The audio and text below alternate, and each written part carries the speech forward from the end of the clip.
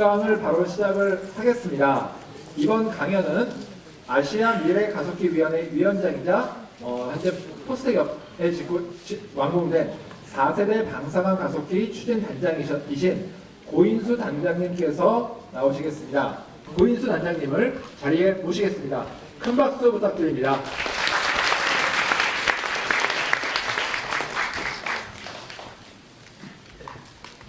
예, 안녕하세요. 방금 소개받은 고인수입니다. 4세대 방사능 가속기 하면은 1세대는 뭐고 2세대는 뭐고 어쩌다 4세대가까지 가느냐를 좀 얘기 좀 드려야 되겠죠. 휴대폰이 요새 몇 G입니까? 4G죠. 뭐 메모리나 이런 거는 뭐 8세대, 9세대까지 가가지고 너무 세는 게 좀 의미가 없을 정도로 돼버렸는데, 사실은 4세대는 과학자들이 잘못 붙인 이름입니다. 새로운 가속기의 첫 번째 세대입니다. 근데 어쩌다가 이제 그러니까 1세대, 2세대, 3세대가 있었기 때문에 그냥 습관적으로 4세대를 붙였는데요. 나중에 설명에 나오겠지만은 1세대, 2세대, 3세대는 동그랗습니다. 근데 4세대는 이게 지금 포항에서 포항 가속기를 찍은 건데, 이게 3세대 방사능 가속기입니다. 동그랗게 생겼는데 4세대는 그냥 직선이에요. 전혀 다르게 생겼죠. 그래서 이름을 잘 붙여야지, 잘못 붙이면 두고두고 해야 합니다. 우선 그 말씀에 들어가기 전에 제가 여태까지 이 자리에 없을 때까지의 얘기를 잠깐 하고, 어떻게 이제 이 일을 하게 됐는가, 이 일을 어떻게 또 괜찮게 잘 마치게 됐는가는 사실 대학교 다니면서 겪는 지난 것들이 꽤 많습니다. 그래서 여러분들께 그 얘기를 잠깐 해드리면서 얘기 시작하고자 합니다. 제가 1971년에 대학교로 들어갈 때는, 그 당시에 물론 당연히 그때는 포스텍이 없었죠. 들어갈 때 저희 아버님께서, 그러니까 저는 물리대 물리과를 가고 싶었는데 거길 가면은 굶어 죽는 걸로 갔었어요. 거기는 도무지 승인할 수가 없으니까, 허락할 수가 없으니까 공과대학을 가라. 왜냐면 그때는 공과대학 가면 취직도 잘 되고, 이렇게 아버지께서 기대하신 대로 크게 돈도 벌어 쓸 수 있기도 하고, 그렇게 해가지고 고민을 했는데, 다행스럽게 제가 들어갔던 1971년에 서울대학교 공과대학에는 응용상과라는 과가 있었습니다. 응용물리학과, 응용과학과, 응용수학과에서 3과가 있었는데, 그래서 응용물리과를 가겠다 했더니, 아버지께는 과는 얘기 안 되고 공대 가겠습니다 했더니 오케이 하셨고, 학과 이제 그 담임 선생님이 마침 그때 물리 선생님이셨어요. 그래서 그 공대 응용물리과 가겠다 했더니 또 그때 카트라인을 이렇게 이제 자기 점수랑 이렇게 비교하지 않습니까? 그때 공대 응용물리과가 카트라인이 되게 낮았어요. 그래서 너 같은 건 문제 없이 간다고 또 아무 말씀도 안 하고 원서 써주시더라고요. 네, 그렇게 해서 들어갔는데, 가서 이제 그 같은 친구들하고 어울린 친구들 중에 상당수가 공교롭게도 제가 지금 이 일을 했을 때 집 짓는 데 관련된 건축 토목과 학생들이었어요. 그러니까 토목, 건축, 그 다음에 자원공학이 옛날에는 광산과였습니다. 땅 파는 거고, 이제 땅 속에 지질 조사하는 거였기 때문에. 이 집을 지으려면은 이렇게 거대한 집이 길이가 1.1km입니다. 아침에 제가 출근하면은 10시부터 한 바퀴 이렇게 그러니까 왕복을 해서 걸어오면은 한 40분 정도 걸립니다. 거리는 한 2.5km 되고요. 점심 먹고 한번 걷고 저녁 때 퇴근하기 전에 한번 또 걷습니다. 그래서 하루에 한 7km에서 8km를 걷는데, 걸을 때 느낌은 다음에 얘기 드리고요. 그래서 이렇게 거대한 설비를 짓고 거기다가 기계장치를 집어넣는 데에 큰 경험이, 공과대학교를 다니면서, 아마 물리대 다녔으면 그런 거 잘 못했을 겁니다. 물리대 다녔으면 그때 그 문학 쪽, 또 사회학 쪽들도 교수들, 그러니까 그런 쪽에 친구들도 많이 사귀었을 거니까, 다르게 볼 것들이 꽤 많았을 건데, 당시 서울공대는 지금 있는 관악산에 있는 게 아니라 상계동에 무지무지하게 깊은 산골에 있었어요. 그때 막 학생 운동하고 데모할 때인데, 경찰관들도 학교 앞에 안 지켜요. 학교 앞에 아무것도 없어요. 하숙집밖에. 그래서 데모하러 나가면 한 3km, 4km 걸어 나가야 되는데 그 사이에 다 지쳐가지고 그냥 집에 가자 그래갖고 들어옵니다. 그런 세월이었습니다. 그렇게 해서 이제 친구들하고 뭐 사귀면서 이제 토목, 그 다음에 건축, 특히 건축을 하면 뭘 봐야 됩니까?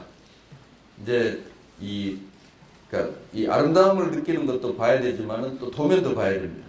그래서 도면 보는 거, 특히 이제 그게 합쳐져 갖고 지도 보는 건데요. 그게 또 굉장히 중요한 이런 사업에 중요한 일을 많이 해줬습니다. 요즘은 이제 세상이 너무 좋아져 가지고 지도 보고 어디 찾아가는 거 대신에 그냥 자동차에 내비 키고 휴대폰에 내비 키면은 저절로 가지는데 그렇게 하다 보면 자꾸만 그런 감각이 떨어집니다. 저는 가능하면 저는 이제 도면을 보거나 아니면 도면 한번 본 거 기억해 가지고 이제 그러니까 도면을 어떻게 봐야 되냐면은 2차원으로 그려진 거를 즉시에 보고 3차원으로 그 모습을 추론해내야 됩니다.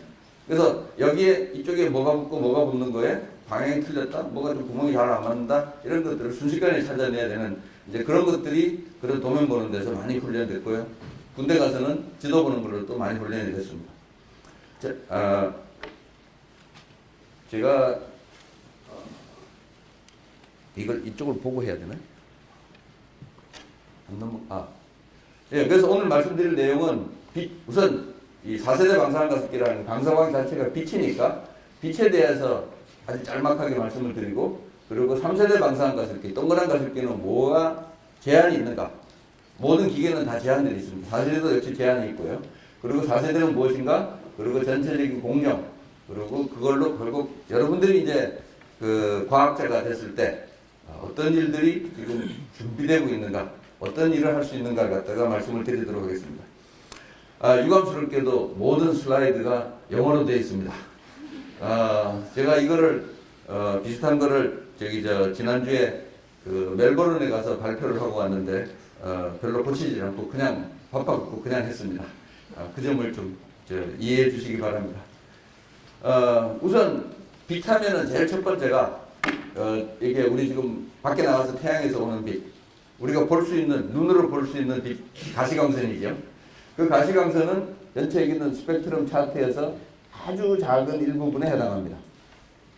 제일 많은 것들 중에 하나가 방송이나 TV나 라디오에서는 그런 파장이 굉장히 긴 그런 빛들이 상당히 큰 스펙트럼의 영역을 차지하고 있고요. 그 다음 이쪽으로 올수록 짧아지는데 파장이, 여기서 이제 가장 중요한 것이 엑스레이라고 하는 1897년에 96년인가 렌트겐이라는 사람이 엑스레이를 발견하게 돼가지고, 당연히 그 잘 아시는 스토리에 1901년에 첫 번째 노벨 물리학상을 탔고, 그 사람 때문에 노벨상을 탄, 엑스레이를 이용해서 노벨상 탄 과학자들이 한 30명가량 됩니다. 여태까지. 그러니까 그 한 사람이 얼마나 많은 그 학문의 범위를 열었는가 갖다가 말씀에 이럴 거로 아주 직접적으로 이렇게 표현해 주는 게 되겠는데요. 혹시 시간이 나오면은 끝에 렌트겐이 연구를 그 엑스레이라는 것을 찾아내고 논문을 쓰고 그 논문을 발표하고 신문에 나고가 1896년, 97년에 모든 일이 2달 안에 다 벌어집니다. 지금 같은 인터넷 세상에서도 그렇지 못할 정도인데, 그거 나중에 혹시 시간이 되면 소개해 드리도록 하겠습니다. 그래서 파장이 이제 중요한 거, 그 다음에 이렇게 파장 다음에는 뭐가 나오느냐면 빛이 무조건 밝아야지 좋죠. 껌껌한 빛보다 밝은 빛이 좋으니까요. 그래서 어떻게 하면 빛을 많이 만들어내는가? 잘 안 돌아가네요. 이렇게 이제 등대가 있는데 여기서 이제 빛을 이렇게 비추는데 빛을 이렇게 항상 터져 나가죠. 제일 잘 만들어진 광원은 요게 무지무지하게 작을 것. 점의 사이즈가 아주 작고요. 그 다음에 요게 터지지 않는 게 제일 좋은 빛입니다. 근데 이게 뭐 그렇게 완벽한 빛을 만들 수가 없기 때문에 아주 근사적으로 쓰고 있는데, 태양이 워낙 멀어 있으니까 태양은 거의 점처럼 보이고 거기서 나오는 빛이 거의 평행한 광선처럼 여기까지 도달하는 걸로 우리가 가정을 하죠. 그렇게 멀리 있다고 하면은 이렇게 좋은 광원이 될 거라고 그냥 가정을 하고도 많이 풉니다. 그래서 무조건 그 다음에 이제 중요한 거는 우리가 원하는 파장은 어딘가, 그리고 얼마만큼 밝은 빛을 만들 수 있는가. 그래서 밝은 빛을 만드는 것이 사실 3세대 방사능 가속기예요. X선을 무지무지하게 밝게 만든 겁니다. 어느 정도 밝으냐면은 태양에서 오는 빛보다 10억 배 이상 밝게끔 만들어 놓은 겁니다. 10억 배라면 굉장히 이렇게 감이 잘 안 오시겠지만은 실제 양은 그렇게 많지는 않아요. 왜냐하면 워낙 태양은 온 지구를 다 덮고서 남게끔 빛이 들어오고 있죠. 근데 그 4세대, 3세대 방사능 가속기는 나오는 빛의 크기가 뭐 밀리미터 이하의 작은 사이즈에서 나오는데 사실 그게 그 작은 공간 안에 엄청나게 많은 빛의 알갱이들이 들어있기 때문에 태양보다 그 같은 면적을 따졌을 때, 같은 시간단에 1초에 나오는 양을 따졌을 때 10억 배가 많다는 거지, 태양하고 비교하고 그만큼 더 크다는 얘기는 아니라는 걸 말씀을 먼저 드리고요. 그래서 중요한 것이 이렇게 X선, 파장이 짧은 빛을 만들어냈고 그 다음에 무지하게 밝은 빛을 만들어서 지난 30년 동안 엄청나게 많은 연구들이 나왔습니다. 3세대 방사능 가속기 가지고 노벨상 수상자가 지금까지 6명이 나왔습니다. 유감스럽게도 포항이라든지 우리나라에서는 안 나와가지고 계속 아쉬워하고 있죠. 그 다음에 이제 그렇게 이제 연구들을 다 하고 이렇게 이제 전 세계에 지금 방사능 가속기가 3세대만 해도 한 30개 정도 있는데 웬만한 나라는 다 있습니다. 그런 30개를 가지고 연구를 하다 보면은 이제 어딘가에 연구에 한계가 부딪히게 되고, 그러면 이번에는 어디서 돌파구를 찾아야 되는가? 어떤 빛을 만들어 달라고 이렇게 저 같은 사람들한테 요구를 해야지 새로운 빛이 나오고 그 새로운 빛으로부터 또 새로운 연구가 할 수 있는 그런 도구를 이렇게 또 이렇게 만들어 줄 수 있는 기회가 생길 거니까요. 그렇게 해서 그 다음 사람들이 준비를 하고 찾아낸 것이 이렇게 결이 맞는 빛입니다. 결이 맞는 빛은 제가 지금 여러분들한테 보여드리고 있는 레이저는 초록색이죠. 이 초록색은 이게 레이저라고 하는 이유는 여기서 나오는 빛이 딱 파장이 하나밖에 없습니다. 초록색 파장 하나밖에 없고 여기서 나오는 모든 빛의 알갱이들이 똑같이 움직입니다. 어떻게 움직이느냐? 이렇게 움직입니다. 이 사람들 보세요. 표정도 똑같고 모자도 똑같이 쓰고 자전거도 똑같이 페달을 밟고 있습니다. 이렇게 되는 것이 이 영어로 코헤런트하다. 우리말로는 조금 번역하기 어렵는데 모든 것이 결이 딱 맞아가지고 발자국을 군대처럼 이렇게 맞춰가는 형태의 빛을 만들어 달라는 게 요구사항이 나왔는데, 이 요구사항은 이미 1960년대에 가시광선 영역에서는 풀렸어요. 그래서 레이저라는 게 처음에는 여러분들 레이저 포인터 사용하신다고 보면 처음에는 이런 색깔로 많이 썼다가 그 다음에 이런 색깔 쓰고 있는 거죠. 그리고 오늘 아마 가지셨던 포스테키안인가 잡지에 보면은 2014년도 노벨 물리학상은 이 초록색보다 훨씬 더 파장이 짧은 청색 레이더를 만든 얘기가 나옵니다. 그 중에 한 과학자가 회사에서 만들었는데, 발명을 했고 돈을 무지하게 벌었는데 특허를 하고 조금 줘가지고 소송해가지고 몇백억을 뜯어내고, 그러고는 일본에서 못 살겠다고 미국 가서 교수하고 있는 사람이 노벨상을 탔습니다. 아주 일본인답지 않은 짓을 했어요. 일본 사람이면 전부 다 이렇게 회사에서 뭐라 그러면 다 고개 숙이고 해야 되는데 그 사람만 아주 대들고 싸우고 소송 걸어갖고 특허료 받아간 사람입니다. 그래서 이런 빛이 가시광선 영역에서는 있었는데 이 빛을 X선 영역에서 만들어 달라는 겁니다. X선을 해야지 아주 작은 분자 원자를 볼 수 있는데, 그 분자 원자를 옛날에는 밝게 봤지만은 그걸로도 부족해가지고 결이 맞는 빛으로 연구를 하면은 더욱 좋겠다라는 요구사항이 있어가지고 만든 건데, 일단 그게 4세대 방사능 가속기라는 걸 말씀을 드리고요. 3세대는 이렇게 지구상에 엄청나게 많이 있습니다. 어디 있느냐? 제일 미국, 유럽, 아시아, 일본에 있는 거는 다 차치하고요. 지구의 남반구에 2개가 있습니다. 호주에 하나 있고 브라질에 하나 있고요. 근데 재밌는 거는 여기에 중동에 하나가 있습니다. 이 중동에 실제로 어디 있냐면 요르단에 있는데요.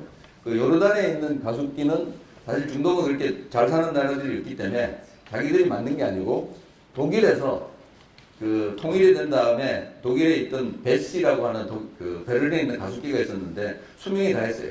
그래서 이걸 버리려고 했는데 차마 버리기 좀 아깝고, 왜냐면 다 비싼 장비들이거든요. 그래가지고 거기 있는 몇몇 과학자들이, 미국에 있는 몇몇 과학자들이 어레인지를 해가지고 저거 중동에다 주자. 라고 했는데 사실 이것보다 더 먼저 생긴 것이 이 타일랜드에 있는 가습기입니다. 이 타일랜드에 있는 가습기는 일본의 어떤 회사가 가습기를 지었는데 쓰다가 이제 그 회사가 또 뭐 경기도 안 좋고 해가지고 이거 못 쓰겠다고 누구 줬으면 좋겠다 하는 거를 일본에서 태국을 자주 왔다 갔다 하는 교수 한 분이 듣고 좋다 그럼 저거 태국에다 갖다 주자 해서 태국에다 줬는데 태국이 행정이 느리기로 소문이 나 있어요. 뭘 해달라면 전부 다 알았다 그래서 핑계대고 이 핑계 저 핑계대고 몇 달을 끄는데 이걸 준다고 하니까 그러니까 내각이 2달 만에 승인을 해줬습니다. 그래가지고 얼른 갖고 이거를 보고 독일하고 유럽에 있는 미국에 있는 과학자들이 그러면은 아시아에서는 태국을 줬으니까 유럽에서는 이거 중동에다 주자 해서 이제 중동 어디다 갖고 갈래 했더니 요르단이 손을 들었어요.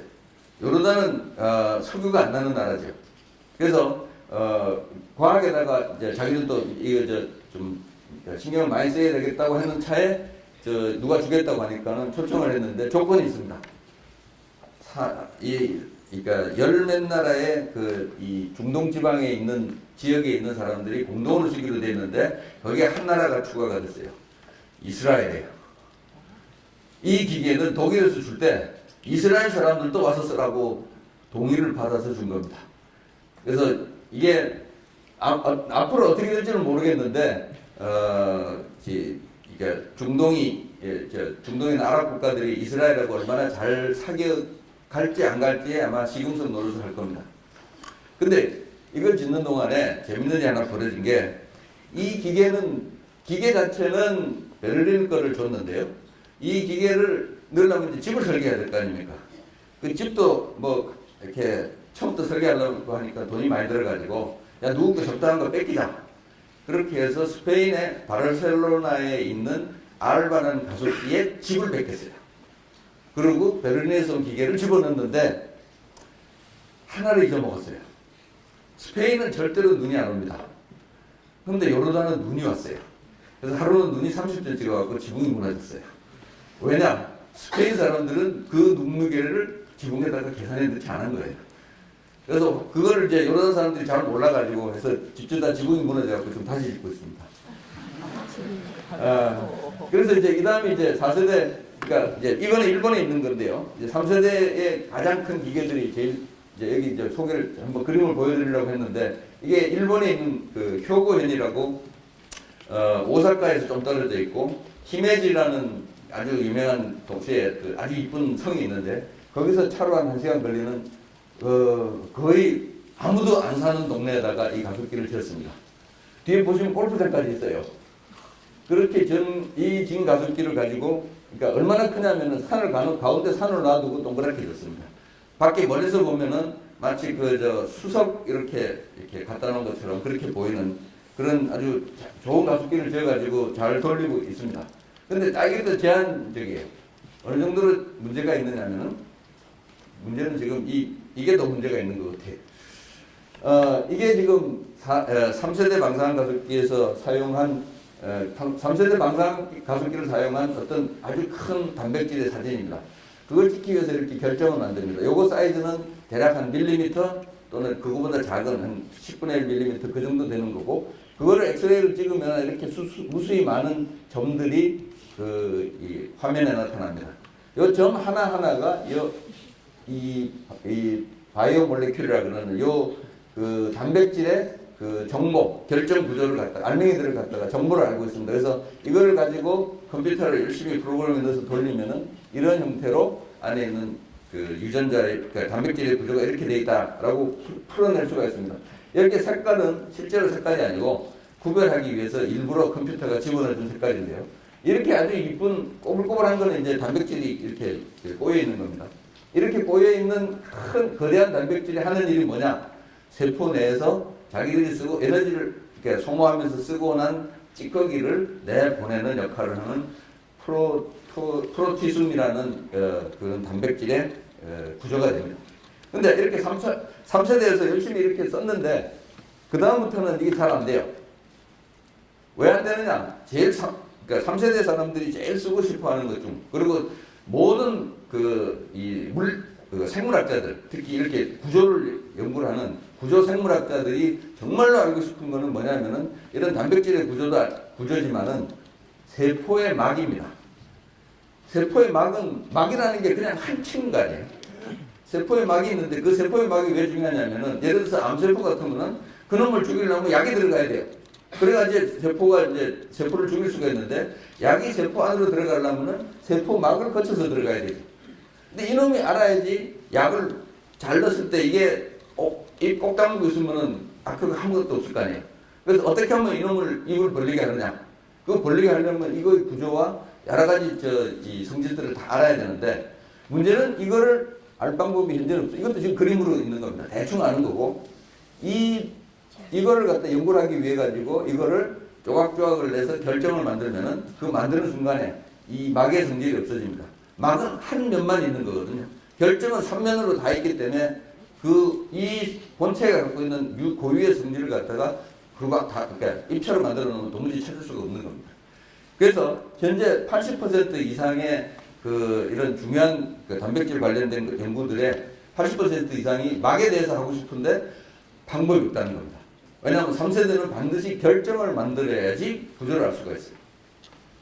자, 그런데 그 사이에 이제 과학자들이 또 뭔 연구를 했냐면은 결정을 만드는 것 대신에 그냥 아주 큰 분자, 세포면 세포 하나를 놓고 그냥 그걸 사진을 찍자. 엑스레이로 사진을 찍는데 얼마만큼 빨리 찍어야지 그 분자를 깨트리지 않고 사진을 찍을 수 있는가를 연구를 하기 시작했어요. 근데 이거는 이제 실제 그런 장치가 있었고 대상이 있어가지고 실험을 한 게 아니라 이게 워낙 복잡하고 어려운 실험이고 장비도 그때까지 못 따라갔기 때문에 컴퓨터로 실험을 하는 겁니다. 컴퓨터에다가 분자를 갖다가 몇만 개를 갖다 붙여놓고 아주 빠른 속도의 레이저를 컴퓨터 속에서 때리면은 이놈이 이렇게 폭발을 합니다. 빵 터져 나가는데 이 때리는 시간을 갖다가 아주 짧은 시간에 때리면은 마치 이렇게 물을 칼로 팍 잘랐는데 굉장히 빠르게 자르면 두 개가 붙어 있는 것처럼 보이죠. 그와 마찬가지로 여기 있는 이 빛이 세포를 통과해서 지나갔는데 세포는 아직도 그 반응을 못하고 그대로 붙어 있어요. 그래서 요 빨간색이 요 세포를 지나간 다음인데 요거는 그대로 있기 때문에 요때 요 떨어져 나온 요 세포를 통과한 빛은 그 안에 있는 세포의 모든 내부 정보를 가지고 떠난 뒤에 이 세포는 망가지는 겁니다. 그래서 4세대 방사능 가속기의 근본적인 실험 방법은 뭐냐면은 이렇게 샘플을 공중에서 이렇게 떨어뜨려요. 그리고 빛이 가서 맞으면은 맞는 순간에 아주 짧은 순간에는 거기가 그대로 있고 그때 빠져나온 빛이 이렇게 카메라에 가서 잡히고 이 세포는 파괴돼서 없어지는 겁니다. 이게 3세대하고 전혀 다른 4세대의 원리인데 문제는 이거를 갖다가 이제 어떻게 구현하느냐 실제로 만들어가지고 과학자들한테 쓸 수 있게끔 만들어주느냐가 그 다음에 문제인데 이게 보통 쉬운 게 아니었어요. 그래서 실제로 4세대 방사능 가습기의 근본적인 연구는 어디까지 거슬러 올라가냐면 1970년대까지 거슬러 올라갑니다. 그때부터 연구하고 했던 거를 미국이나 영국에 있는 조그만 정부에서 과학 단체에서 조금씩 뭐 우리나라 치면은 몇십억의 연구비를 주고 요거 한번 만들어봐라. 조그만 거 시작 부분 한번 만들어봐라. 이런 장치에서 가장 핵심되는 게 뭐냐? 그러면 내가 돈을 줄 테니까 그거를 미리 만들어서 연구를 해봐라. 이런 형태의 개발이 90년대, 2000년대로 넘어오면서 준비가 다 해서 성공을 했어요. 그러고 나니까 이제 미국 사람들이 제일 먼저 그럼 이거 짓자 이렇게 해서 짓게 된 겁니다. 그래서 이제 여기는 이제 장치의 이제 구성을 갖다가 말씀을 드리는 건데 좀 시간 관계상 조금 생략하고요.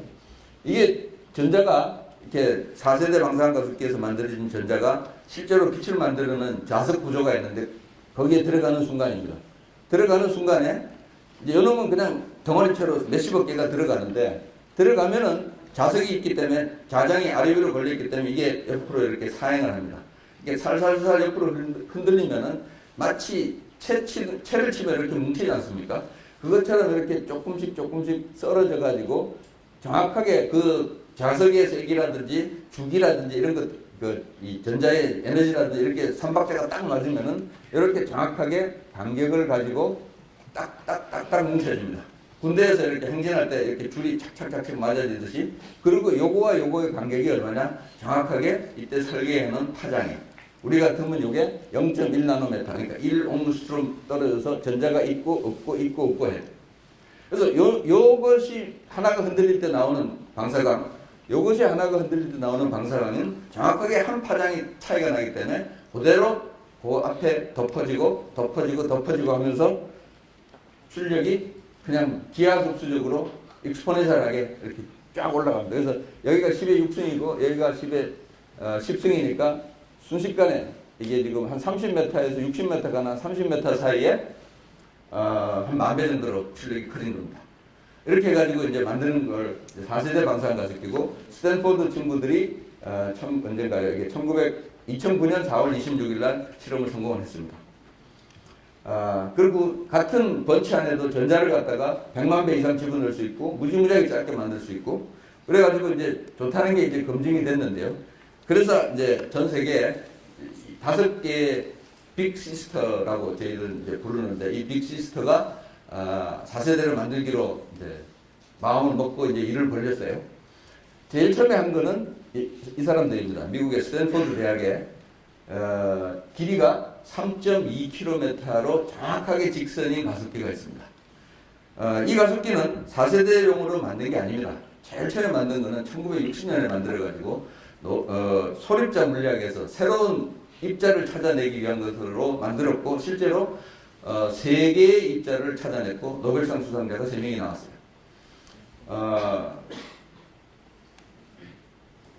근데 문제는 여러분들 그 가속기에 관심 있는 분들은 아시겠지만은 선이라는 유럽에 큰 가속기를 졌습니다. 얼마냐면 둘레가 27km예요. 그게 이제 1980년대에 져가지고 90년대에 LEP, 지금 있는 LH의 전신입니다. LEP라는 가속기가 가동이 되면서 막 새로운 물리학 가보지도 못한 그리고 이 기계 가지고 갈 수 없는 영역의 실험이 막 진행된 겁니다. 그러니까 이제 이 기계는 수명이 다한 거예요. 그래서 이제 미국 정부는 이거 문 닫자. 근데 여기 옆에 있던 몇몇 사람들이 저걸 문 닫는다는 거는 너무 아깝다. 그래서 시간 좀 달라. 우리가 저 기계를 딴 목적으로 쓸 수 있게끔 연구를 할 테니까 그만한 시간을 달라 그래갖고 이게 문 닫는 기간을 2005년인가 2006년인가 이렇게 정해줬어요.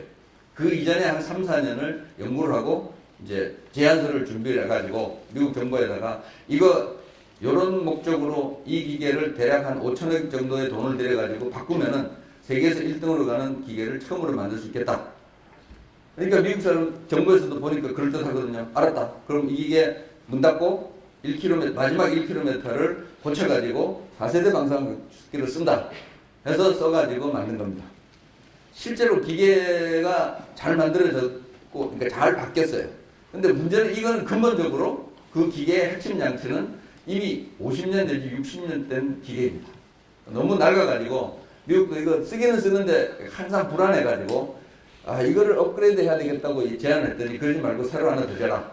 그래서 첫 번째 1km에다가 초전도체를 재가지고 이용한 가속기를 지금 짓게끔 미국 정부가 2년 전에 승인을 해줬습니다. 그래서 여기가 이제 제일 잘 나가고 있는 데고요. 이러더니 이제 사실은 본래 제가 2004년부터 2007년까지 포항가속기연구소 소장을 했는데 그때 노무현 대통령이 오셨어요. 그래서 이제 이런 아이디어를 이제 얘기를 하고 우리도 아까 보셨지 옆에 여기 긴 가속기가 또 있거든요. 이게 이 당시만 해도 2004년만 해도 이게 세계에서 세 번째로 큰 선형 가속기였습니다. 길이가 한 180m, 170m 정도 되는데 이걸 이용해가지고 4세대로 빨리 개조를 하면은 이 사람들보다 빨리 할 수 있다.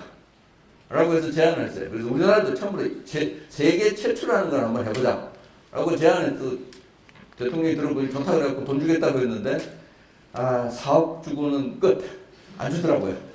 그래서 이제 뭐 여러 가지 핑계 대고 과학자들은 그 기계가 작다느니 뭐 여러 가지고 핑계를 대가지고 결국은 실패를 했습니다. 그래서 이제 저는 2007년에 소장 그만두고, 포항 방사능가속기에서 서비스한 게 88년부터 2007년이니까 20년을 서비스하고 빨리 난 이제 물리과로 돌아가서 이제 그냥 이런 일 안 하고 그냥 물리과 교수를 살란다 하고 2007년에 돌아갔는데 그 이후로 이제 제 후임자들이 이제 정보를 또 잘 설득해 갖고 이제 큰 돈을 만들어낸 겁니다. 그 다음에 두 번째는 그래서 우리가 2004년에 이걸 4세대를 짓는다는 소문을 이제 다 세상에 다 퍼졌어요. 그랬더니 일본 친구들이 일본 사람들은 계획이 없으면 안 하는 사람인데 그 계획이 없는 거에도 불구하고 4세대를 한국한테 질 수 없다. 그래가지고 급하게 돈을 250억인가를 끌어모아가지고 어떤 일 잘하는 친구한테 줬어요. 2년 동안에 이 기계에 이 설비에 필요한 모든 요소를 검증해놨다. 그런데 그 친구가 끝나기 2주 전에 모든 기계 장치에 대한 그 성능 검사를 패스했어요. 그랬더니 정부가 믿고 오케이 하고 6천억인가 얼마 줘가지고 이걸 지었습니다.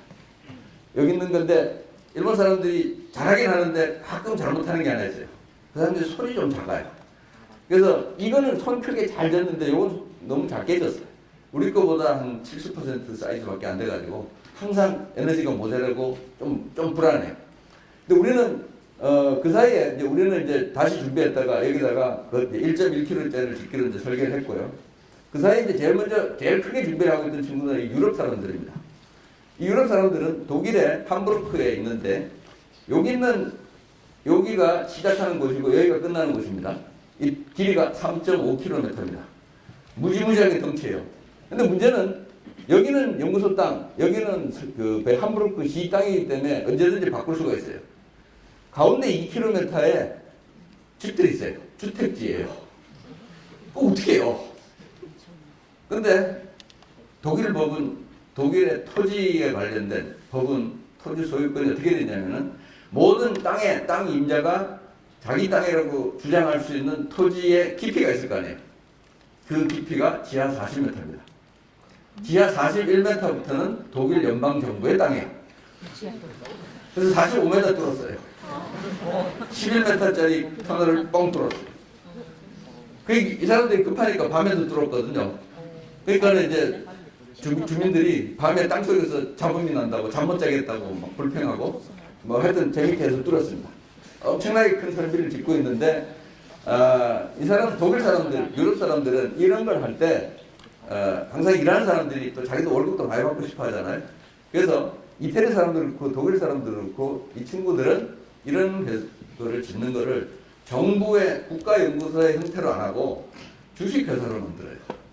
그래서 회사예요. 이걸 만드는 회사가. 그러니까 회사가 이제 짓고 나면 회사는 문 닫고 이제 다 넘겨주는 거예요.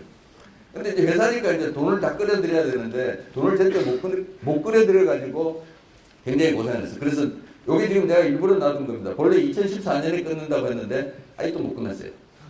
지금 열심히 우리 쫓아오겠다고 하는데 아직 좀 시간이 걸리고 있고요. 여기는 여기 스위스. 스위스는 이 강이 있고 강 양 안에 연구소가 있습니다. 아주 재밌어요. 그리고 여기 동그랗게 보이는 게 요거보다 조금 더 큰 방사능 가속기입니다. 스위스 라이트소스라는데 아주 재밌는 게 이 집의 껍데기는 전부 다 나무로 되어 있습니다. 아주 그래서 지붕에서 풀도 자라고 온갖 난리가 피는데요. 왜 그렇게 지었냐? 그랬더니 말이 재밌어요. 나무는 쇠보다 불에 더 오래 견딘다. 그걸 이해하실 거예요. 그러니까 옛날에 몇 년 전에 엠파이어 월드 트레이드 센터가 미국의 그 알카에다가 비행기로 박아가지고 무너졌잖아요. 그게 콘크리트 집이면 안 무너집니다. 쇠로 된 집이기 때문에 불이 났어요. 그러니까 그 안에 있는 철골이 녹기 시작해요. 물렁물렁해지기 시작하니까 그 다음에 힘을 못 받고 그냥 주저앉는 거예요. 그래서 이런 거대한 건물이 불이 났을 때 철골이면 녹아요. 콘크리트는 안 녹는데 어차피 불 나면 그 다음에 못 쓰는 거니까 나무를 지어놓으면 우선 첫 번째로 오래된 나무는 타지도 않고 만약에 불이 붙는데도 엄청나게 늦게 탄다. 그래서 충분히 안전하게 다 도망갈 수 있다. 하고 또 하나 제일 중요한 거는 그리고 나무기 때문에 무지무지하게 가벼워서 집값이 싸다. 왜냐하면 스위스는 나무값이 싼데니까요. 죽은 나무값은 싼데요. 산 나무는 끔찍하게 힘든 동네입니다. 그래서 이제 장소를 여기다 숲속에다 정했는데 이 사람들의 나무 사랑이 얼마나 끔찍하냐면은 둘레가 50cm가 넘는 나무는 못 자르게 돼 있어요. 자르려면 그거보다 늙은 나무를 심어놓고 잘라야 돼요. 희한하죠? 그래서 자르지 말라는 얘기예요. 근데 여기다 가습기 지어야 되겠고 해서 이 나무를 자르겠다고 허락을 받는데 주민들 동의하고 이제 지방정부부터 해서 연방정부에서 대통령까지 올라가가지고 3년인가 걸려서 허락을 받았어요. 조건이 하나 있어요. 다 지어놨는데 마음에 안 들면은 주민들이 동의를 안 해가지고 마음에 안 들면은 다시 때려 부수는 걸로 조건을 줬어요. 끔찍합니다, 저 사람들이. 근데 우리가 짓겠다고 해서 제일 늦게 출발했어요. 2011년에 출발했는데 이 나무 자르는데 나중에 사진 좀 보여드릴게요. 한 달 반 만에 다 잘랐어요. 자, 이제 너무 기술적이니까 넘어가기로 하고요. 그 다음에 이제 이것도 기술적이니까 넘어가고, 그 다음에 이제 중요한 거 하나가, 이런 거대한 설비는 설계하고 집 짓는 것도 중요하지만 제일 중요한 게 돈을 만들어내는 겁니다. 이게 한두 푼짜리가 아니에요. 제가 지은 이 토탈이 얼마냐면은 이게 4,038억입니다. 아마 대한민국에서 저만큼 돈을 많이 써본 과학자는 아마 없을 겁니다. 앞에 얘기한 김승환 이사장도 자기 그 창의재단 예산이 1년에 한 4천억쯤 돼요. 근데 그 지가 안 써요. 지가 못 써요. 다 남 줘야 돼. 근데 저는 이거를 모든 구매 요구서에 제가 사인해갖고 다 썼어요. 다 쓰고 남아가지고 어저께 미래부에 가서 10억 반납하겠습니다. 남은 돈 반납하겠습니다 했어요. 대한민국 역사상 프로젝트, 이런 거대한 프로젝트가 제 시간에 끝나고 돈 남아서 돌려주는 건 처음입니다. 그래서 이제 넘어가죠. 그 다음, 그래서 이제 이렇게 여기서 왼쪽에서부터 이렇게 전자가 만들어져서 이렇게 가는데요. 이거 넘어가겠습니다. 집 짓는 것부터 이제 재밌는 스토리가 지금부터 시작이 됩니다. 흙을 얼마나, 우선 산에 있으니까 산에 나무를 잘라야 되죠. 그런데 재밌는 거는 포항에 60%가 그 나무가 소나무입니다. 근데 포항 지역의 소나무는 재선충이라는 병에 감염되어 있을 확률이 높습니다. 그러니까 아주 작은 벌레가 들어가면은 몇 주 안에 나무 다 빨갛게 소나무가 말라 죽어버립니다. 그래서 자른 소나무는 반출이 금지되어 있습니다. 그 자리에서 해결을 해야 돼요. 근데 먹어칠 수도 없고 태워버릴 수도 없어가지고 방법이 그 가루로 부셔냅니다. 그래가지고 그걸 어디다 쓰느냐면은 이제 공장으로 갖고 가면 그걸 이제 이렇게 찍어가지고 그 목탄 화로에 연료를 쓰는 겁니다. 그렇게 해가지고 이제 나무를 이제 잘랐는데, 그러고 자른 다음에 흙을 떼내야 되죠. 파내야 되는데 그 흙의 양이 120만 입방메타. 근데 감이 잘 안 오실 겁니다. 이 정도 얼마인지. 25톤짜리 트럭이, 덤프 트럭이 제일 큰 덤프 트럭인데 그게 12만 대분입니다. 하루에 많을 때는 100대가 와서 한 번에 한 차가 10번씩 들락날락합니다. 그 많은 흙을 어디다 갖다 버렸느냐? 우리 포항가습기연구소 반경 10km 있는 논에다 다 갖다 버렸습니다. 논 주인들은 그 논을 밭으로 바꾸고 싶어요. 밭이 되면은 좀 있다가 거기다 집을 질 수가 있거든요. 잘 어떻게 하면은. 논에다가 바로 집을 못 져요. 그죠? 그래서 논을 밭으로 바꾸고 싶어 하는데 그러려면 비용이 많이 듭니다. 근데 우리는 어떻게 해야 되냐? 아주 좋은 흙을 공짜로 갖다 실어다 주고 거기다가 기계까지 가서 평평하게 다 골아주니까 이렇게 입이 쭉 찢어졌고요. 그리고 또 하나 중요한 게 요즘 그러니까 쌀을 수입해와야 되기 때문에 농림부에서는 쌀을 가능하면 안 짓기를 바랍니다. 쌀 농사를 안 하기를. 그래서 논이 밭으로 바뀌는 사이에 쌀 농사 안 짓는다고 신고를 하면은 정부에서 보상비가 나옵니다. 돈이 여기저기서 막 나와요. 그래서 이제 한번 훑어보다가 그거 우리 돈도 아닌데 야 잊어먹고 말자. 그쪽 쳐다보지 말아라 그랬고요. 그래서 몇 개 이제 중요한 것만 말씀을 드리면은 여기에 들어간 콘크리트가 있어요. 이 콘크리트 물량은 30평짜리 아파트 4,500채를 지을 수 있는 물량이에요. 그걸 땅속에다 갖다 퍼붓습니다. 뭐 여러 가지 있는데 바람이 또 제일 중요해요. 지진은 0.19G, 그래서 이게 리크터 스케일로 6.5까지 견딜 수 있어요. 근데 우리나라의 제일 큰 지진은 여태까지 5.1이었고요. 근데 이거는 별거 문제가 아니고 포항은 제일 나쁜 게 뭐냐면 태풍이 지나가는 길목입니다. 그래서 바람이 제일 세요. 얼마큼이냐면 초속 63m를 견뎌내야 됩니다. 우리나라에서 여태까지 가장 셌던 바람이 태풍 매민가 하는 게 가거도를 쳤을 때 초속이 61m입니다. 그래서 그거를 견딜 수 있게끔 지으니까 자동적으로 이 지진은 그거보다 훨씬 더 커버돼요. 자, 그렇게 해서 근데 이게 지금 사진입니다. 지금부터 이제 신나게 넘어가 보겠습니다. 짓기 전에 그러니까 그 다음에 2달째 이미 나무 다 깎았지요. 그 다음 사진. 예, 이제 사실 이때는 이미 여기다가 콘크리트 치고 있었어요. 다음처럼.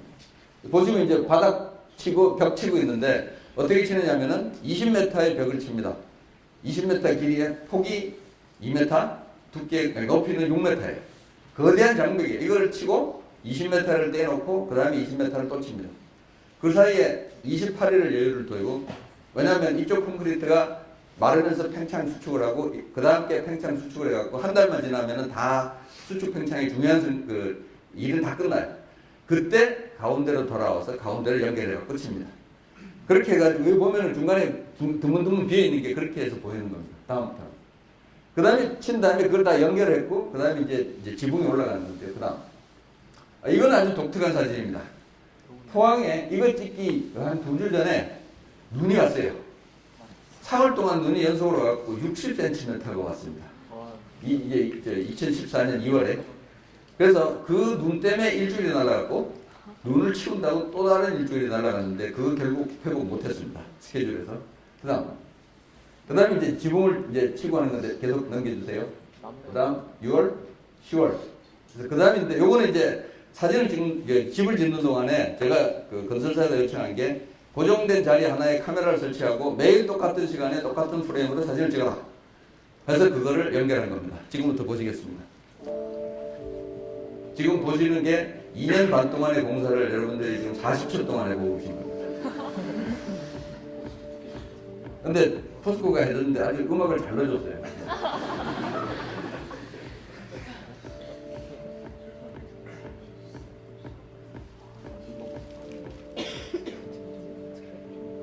이제 콘크리트 벽은 다 되고 그 안에 기계장 기어 들어가고 이제 지붕 이런 거, 벽 이런 걸 이제 철골로 짓는 겁니다.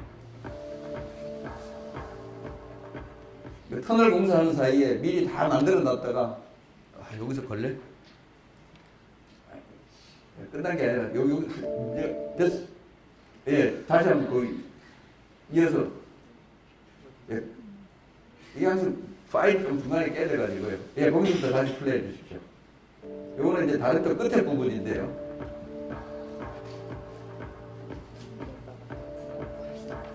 여기 분홍색으로 보이는 게 스티로폼인데 단열재입니다. 근데 스티로폼이라고 가볍게 볼 게 아닌 게 저기서 아무리 띄워도 표시가 안 나요.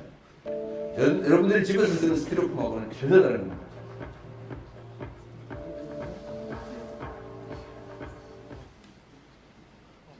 이제 파일이 좀 다음 거로 넘어가겠습니다. 그래서 이게 지금 얼마만큼 콘크리트를 무식하게 갖다 부었는가의 대표적인 예입니다. 예, 본래 1100m 구간에 지반이 낮은 구간이 이미 지질 조사를 하면서 알고 있는 데가 2군데 있었어요. 거기는 이미 다 해가지고 맞춰놨는데 하다 보니까 중간에 이런 데가 나왔어요. 그래서 이제 일본이라든지 다른 나라는 어떻게 했냐면 여기다가 이제 말뚝을 박고 거기다가 이제 이 말뚝을 엮어가지고 그러니까 흙은 그대로 둔 상태에서 이제 파일이라 그러죠. 박아가지고 지반을 안정화시키는데 일본 사람들이 그렇게 했는데 2012년에 가서 얘기를 잠깐 나눠보니까 조금 엔지니어가 얘기를 하는 게 조금 뉘앙스가 조금 이상한 얘기를 해요. 엔지니어들은 사실 거짓말 잘 못해요. 이렇게 눈 딱 보면은 얘가 이게 문제가 있는 걸 갖다가 설명하는데 차마 얘기를 못하고 그래가지고 돌아가지고는 우리는 파일 안 박는다. 포스코 건설 보고 우리는 파일 안 박는다. 안반이 나올 때까지 무조건 끝까지 팔아. 그리고 거기서부터 콘크리트 채워온다. 해가지고 지어한 게 4,500채 들어갈 콘크리트가 그냥 땅속에 다 들어간 겁니다. 여기 좀 사람이 이만큼 서 있어요. 이거 하루 치는데 이 레미콘이 한 200대가 왔어요. 하루 반 정도 계속 갖다 부어야 돼요. 예, 다음 슬라이드. 그래서 이거 다 찍은 겁니다. 아까 밖에 있는 4월 달에 찍은 거고요. 다음에. 그래서 이제 이걸 하도 이 같은 각도로 봐가지고 사진을 찍으면 이게 압축이 돼서 보여가지고 옆으로 돌려서 90도로 돌려서 찍으라고 한 게 이겁니다. 여기서 시작해서 일로 가는데 여기 이제 주택단지가 있고 요 사이에 도로가 있는데요. 버스 정거장이 하나, 둘, 3개 있습니다. 그러니까 같은 길이의 도로에 버스 정거장이 3개 있을 정도의 긴 단층 건물입니다. 다음. 근데 이 집을 지니까 좀 재미가 없어가지고 여기다가 이제 타일 엑스플로라고 글을 써놔라 그랬는데 이 사람들이 내가 빨간색으로 써놓으라 그랬는데 파란색으로 썼어요. 써놓고 나서 사진을 찍으니까 안 보여. 그래서 저는 색깔에 대해서 무지하게 예민하게 갖고 주장을 많이 했었거든요. 다음 슬라이드부터. 그래서 이제 다리들이 있는데 다리는 이렇게 이름을 다 붙여놨습니다. 요 다리에서의 비면에지 8.2제곱, 7제곱, 6.2제곱 이래갖고 다리에 가면서 딱 번호들이 다 붙어 있습니다. 다음. 그 다음 기계장치 넘어가요. 다음 슬라이드. 여기 보시면은 제가 얼마나 많은 색깔을 썼는지 알 수 있습니다. 이 집 철 기둥이 본래는 회색으로 칠해게끔 되어 있었어요. 그리고 바닥은 무슨 칠이냐? 바닥은 녹색으로 칠한대요. 그러는 순간에 공장이 돼요. 저는 이게 아주 세계 최고급의 굉장히 귀중한 연구장치가, 연구설비가 돼야 되지, 누가 그냥 공장에서 왔다 갔다 하는 그 꼴을 못 본다. 해가지고 기둥을 노란색으로 칠해라 그랬어요. 네, 펄펄 때려. 이 노란색은 위험한 곳에다가 쓰는 거기 때문에 이런 걸 많이 쓰면 안 된다고. 그 위험한 데에다 노란 걸 쓰는 거 대신에 그럼 빨간 걸 쓰면 될 거 아니냐. 그래갖고 이 위에 있는 크레인은 빨간색입니다. 그리고 요거는 본래는 청색을 칠하기로 돼 있는데 생각해 보세요. 회색 기둥에 초록색 바닥에 청색 칠하면은 무슨 조용하고 깔아졌을 거 아니에요. 안 돼. 더 밝은 거 칠해와. 해갖고 칠한 게 아주 꽃분홍색을 칠해왔어요. 야, 좋다. 그래가지고 했고요.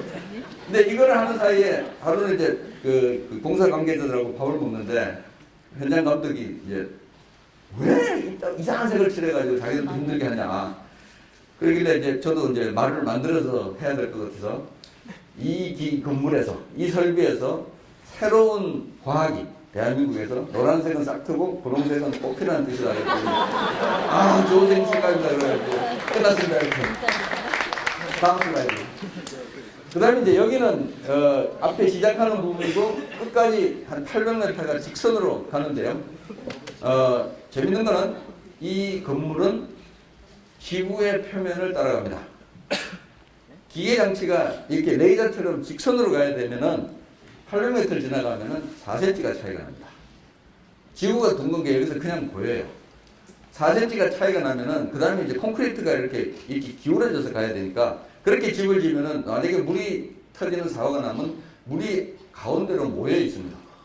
그래갖고 문제가 생기겠더라고. 그래서 전자는 자석을 이용해서 꺾으면 되기 때문에 이 장치는 800m 구간은 지구의 그러니까 중력이 이렇게 수직으로 되는 요 방향을 따라가고 그 다음에 마지막 300m는 레이저 스트레이트로 똑바로 가라. 그렇게 해서 만든 집입니다. 다음. 그래서 이게 지금 끝에서 거꾸로 앞쪽을 보고 찍은 건데요. 워낙 좁고 터널 폭이 3.9m고 높이가 3.5m이기 때문에 굉장히 좁고 그 중에 절반 이상을 기계가 차지하고 있습니다. 그래서 아무리 아까 보셨던 동영상 같은 걸 찍으려도 안 돼가지고 그냥 할 수 없이 그냥 끝을 냈습니다. 다음 슬라이드. 다음 거예요. 저희가 이제 이런 가속관을 180개를 쓰는데 이 전량을 일본에서 수입해 올 수밖에 없었어요. 우리가 만들 줄 몰랐으니까요. 근데 아까 시간 관계상 지나갔는데 두 번째 해에 정부가 사실은 정부도 돈을 주려고 했는데 국회가 돈을 잘라갖고 안 줬어요. 포항 밉다고. 왜냐하면 그때 포항 지역 국회의원, 우리 지역구 국회의원이 대통령 형님이셨거든요. 그래서 돈이 잘려가지고 집만 짓고라고 정부는, 그러니까 국회는 돈을 줬는데 그렇다고 우리가 가만히 맨손으로 기다릴 수는 없어가지고 뭘 했냐면은 이런 중요한 장치들을 국산화시키는 노력을 했습니다. 그래서 1년 동안에 8개의 주요 핵심 부품들을 국내에 있는 업체들하고 연락해가지고 전부 다 그것도 하나가 아니고 복수 2개 내지 3개씩 회사를 끌어들여가지고 핵심되는 걸 전부 다 국산화시켰습니다. 1년 동안 놀라고 한 사이에 우리는 안 놀고 일해가지고 돈이 더 적게 들어가고 대한민국에 돈이 남아 떨어질 수 있는 방안을 다 찾은 겁니다. 그래서 요게 1번째고 요게 국산입니다. 이거를 일본 애들이 요거 하나가 3.m인데요. 대당 가격이 한 2.9억 정도 됩니다. 그걸 120개를 샀어요. 앞으로 60개를 더 살라니까 돈이 아까워 죽겠는 거예요. 그러니까 80개를 샀어요. 그래가지고 국산화 시켰다. 그래서 미안하지만은 우리가 60개는 국내에서 팔아야 되겠다 했더니 그러니까 40개 사고 마지막 81번부터 120번까지 40개를 사는 동안에 2.9억 받던 거를 1.6억으로 내려주더라고요. 그래서 자기들 걸 맞아 다 사래요. 근데 국산은 얼마냐면은 1.55억이네요. 1억 5,500만 원. 일제는 1억 6천만 원. 미안하다. 근데 정부가 이거 사라 그래서 하기 때문에 우리도 힘들다고 이제 그 제안을 퇴짜를 놓고 60개를 국산으로 다 만들고 다 잘 돌아가고 있습니다. 그다음 이거는 이제 자석인데 여기 사이를 지나가면서 그 이제 빛을 만드는 건데 이거 역시 또 그 독일에서 기술을 갖다가 우리가 전수를 받았는데 걔네들 거보다 훨씬 더 좋은 걸로 만들어 가지고 독일 애들이 깜짝 놀래고 있는 그런 상황이고요. 다음 이게 20대가 지금 여기 설치가 되어 있습니다. 이 방은 길이가 250m고 폭이 17m고 높이가 4m 정도 되는데 축구장보다 2배 긴 방입니다.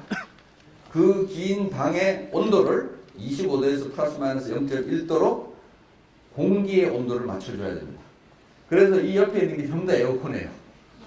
어마어마하게 전력을 쓰는 거가 다 이것들을 제대로 된 조건에서 돌리게끔 하기 위해서 합니다. 그 다음 슬라이드. 거기 이제 여러 가지 부품들이 들어가는 건데, 다음 이제 저희가 자랑해야 될 것 중 하나가 이 장치는 제 주먹만 합니다. 아주 조그만한 장치인데 제 밑에 여러 한 박사과정 학생이 한 20명 가량 있었는데 유일하게 여학생이 한 명 있었어요. 그 이대 나와가지고 포항대로 이제 왔는데 그 여학생한테 일을 시켜서 요거를 설계해가지고 만든 국산품입니다.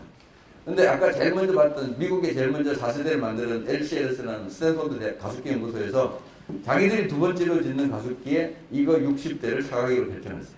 우리가 정주국에 팔아먹어요. 그러니까 그 정도로 이제 그 사이에 기술들이 엄청나게 앞서갔고 그래서 이거는 아직까지는 언론에다 대고 이제 선전을 안 하고 있습니다. 저희도 이제 준공식을 이제 조만간 하면서 이렇게 하나씩 이제 이렇게 잘했다는 걸 갖다가 선전해야 되는데 여기서만 이제 먼저 말씀을 드립니다. 네, 다음 슬라이드. 여기 이제 실험 지역인데요. 다음 어떤 실험을 하는지가 이제 다시 중요하게 될 겁니다.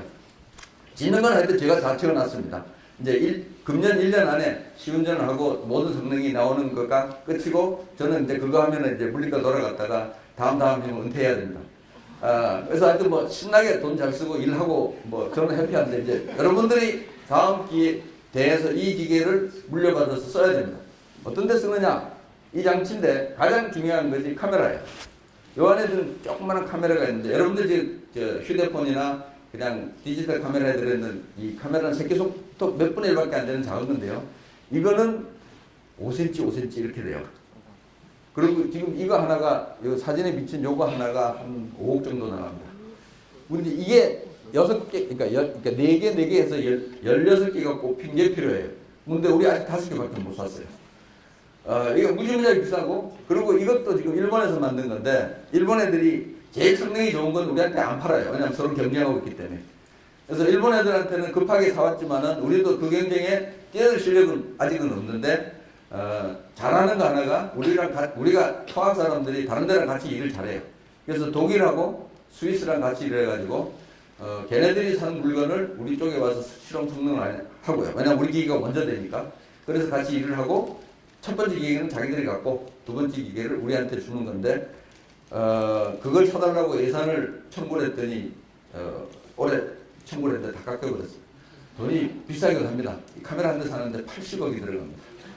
예, 다음 슬라이드.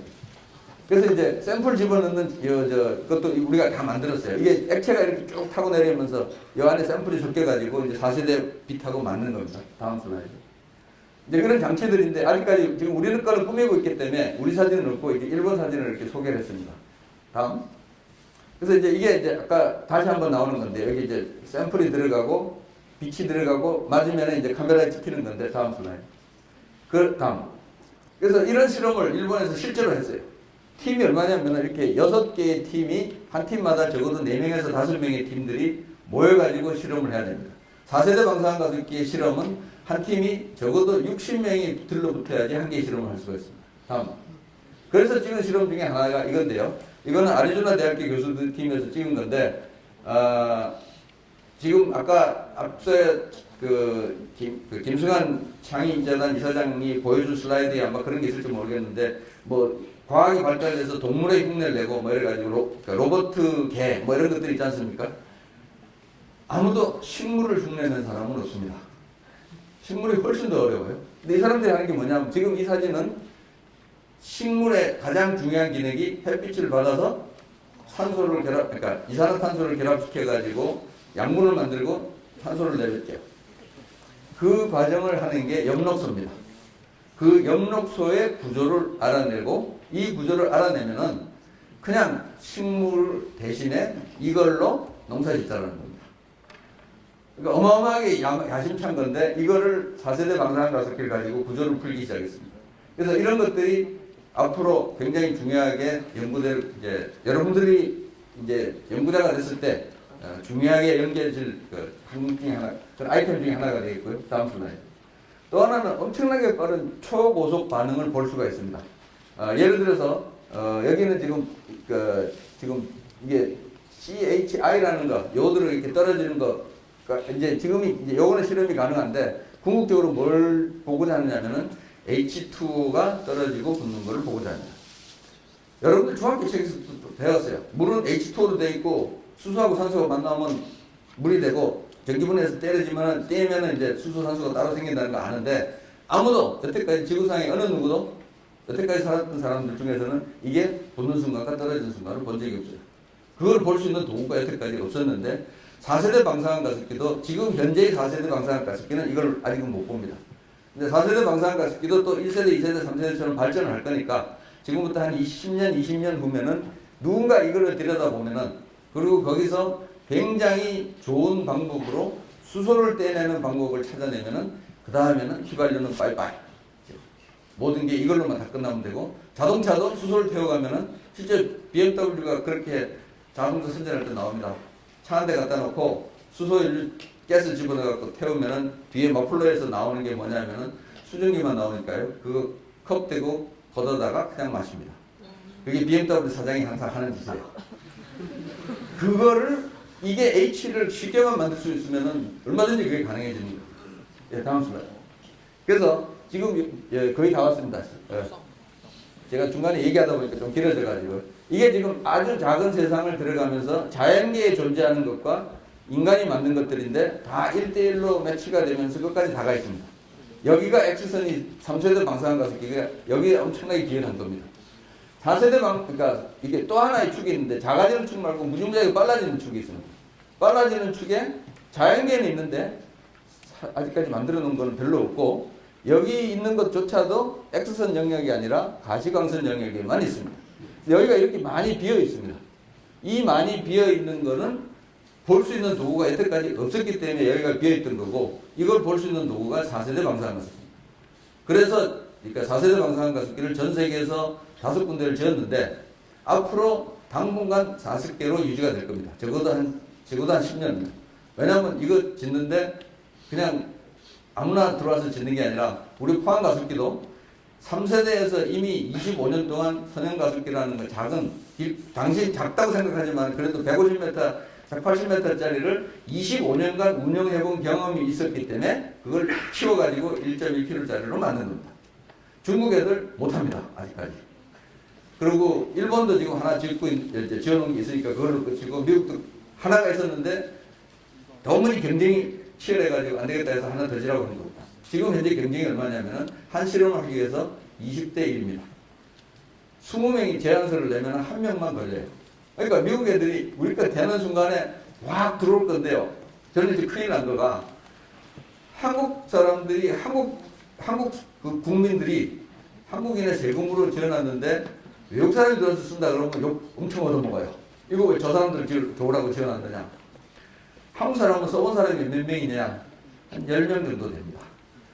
그러니까 지금 그 밸런스를 맞춰줘야 되는데 그게 지금 엄청나게 어려운데 한국 분들한테 열심히 준비를 시켜놨으니까 연말쯤 되면 아마 본격적으로 잘 준비가 되었고 실험이 될 걸로 여겨지고요. 마지막 슬라이드.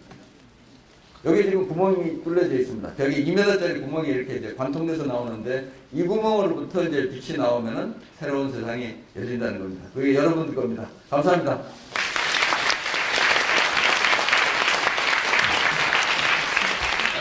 조금 더 시간이 들어갔습니다.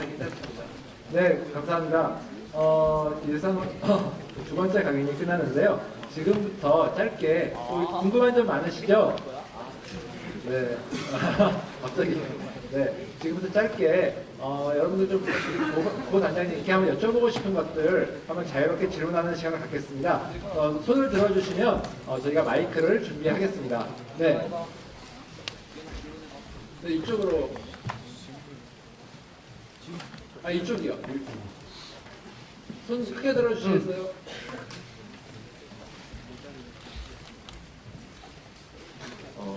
일단 좋은 발표 감사하고요. 그리고 사진을 보면은 3세대 방사선 가속기는 거의 원형인 반면 4세대는 다 직선인 것 같더라고요.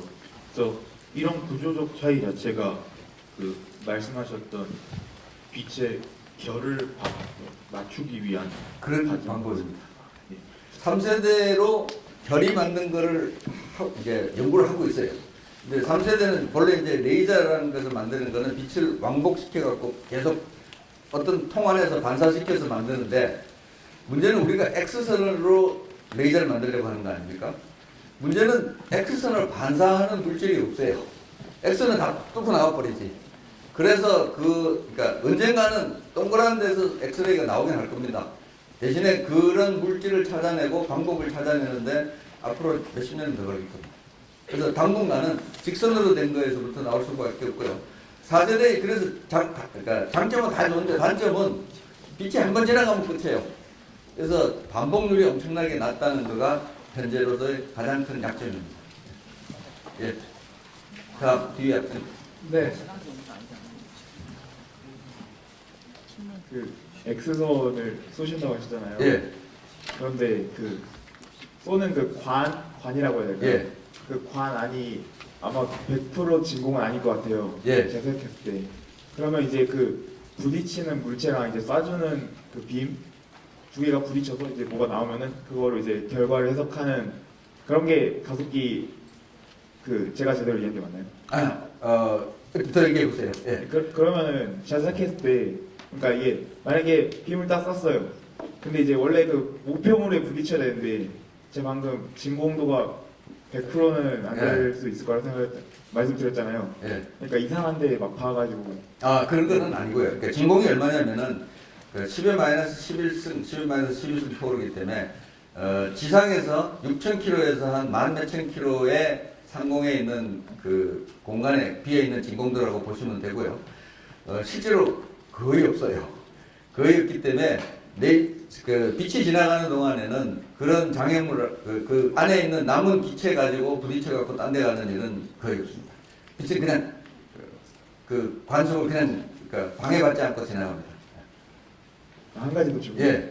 그러면은 그 하나로만은 쓸 수 없는 건가요? 예? 그러니까 예를 들어서 전자를 쏜다고 하면은 전자 하나만 탁 쏘면은 그런 거는 그냥 무조건 빔으로 전자는 그러니까 이것도 빛을 많이 만들어야 되기 때문에 전자를 많이 보내야 되죠. 전자를 한 번에 보낼 때마다 10억 개, 20억 개를 이렇게 만들어 가지고 한꺼번에 이렇게 쏴서 보내면은 그 전자들이 이제 지나가면서 이제 빛을 만들어내는 게 그 빛의 밝기가 지금 뭐 우리가 쓰고 있는 레이저보다 훨씬 밝은 게 이제 나오는 게 목표거든요. 그래서 전자를 하나의 전자를 갖다 보낸다는 거는 출력이 형편없기 때문에 아무런 의미가 없습니다. 무조건 많이 보내야 되는데 그러려면은 더 훨씬 더 복잡한 계산과 기술이 필요로 합니다. 예. 네, 또 궁금하신 점 손 들어주시면 저희가 마이크가 시작하겠습니다. 가속기에 대해서 어떤 강연에 대해서 궁금하신 점이 있으시면 예. 네.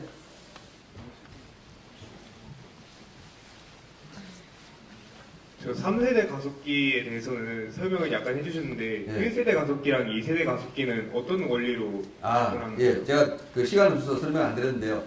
1세대 가속기는 본래 소립자 연구하는 그 LEP, LHC 같이 이렇게 충돌형 가속기가 있는데요.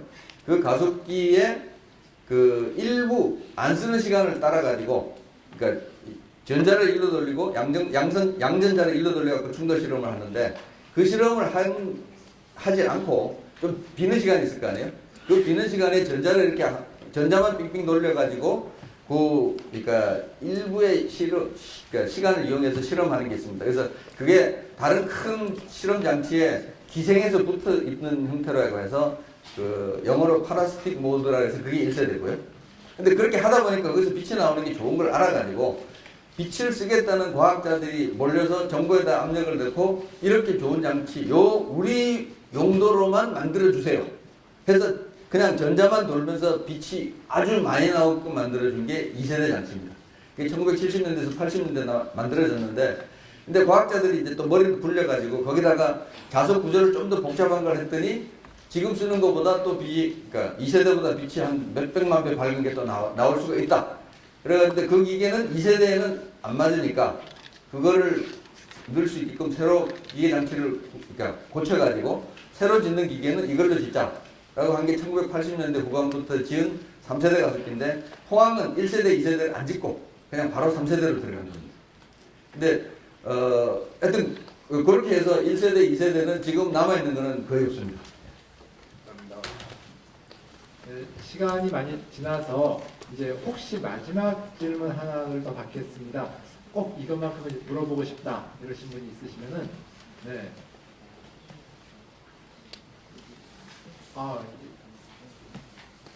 네, 빨리 네.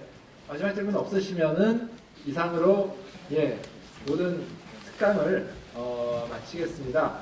이번에 진짜 4세대 가속기를 완공하신 큰 결을 하신 우리 고인수 단장님께 다시 한번 큰 박수 부탁드립니다. 감사합니다.